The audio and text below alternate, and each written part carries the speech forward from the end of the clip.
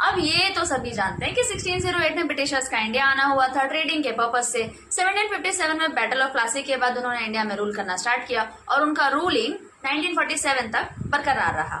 But समझने वाली बात यह है कि एग्जैक्टली उन्होंने रूल कैसे किया, क्योंकि उस टाइम तो कोई प्राइम मिनिस्टर, कोई प्रेसिडेंट जैसी चीज एग्जिस्ट नहीं करती थी।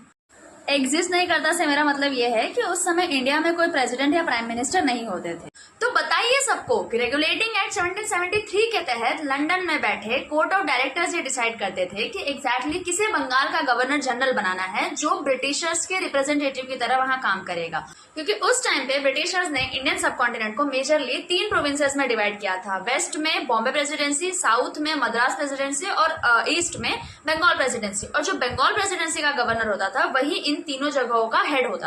इसमें बड़ी तब्दीली 1833 में लॉर्ड विलियम बेंटिक के कार्यकाल में आई, जब चार्टर एक्ट ऑफ 1833 को इंट्रोड्यूस किया गया। इसकी वजह से जो ब्रिटिश ईस्ट इंडिया कंपनी थी, जो ट्रेडिशनली सिर्फ ट्रेडिंग पर ध्यान दे रही थी, अब वो पॉलिटिकली और एडमिनिस्ट्रेटिवली इंडिया पर काम कर सकती थी।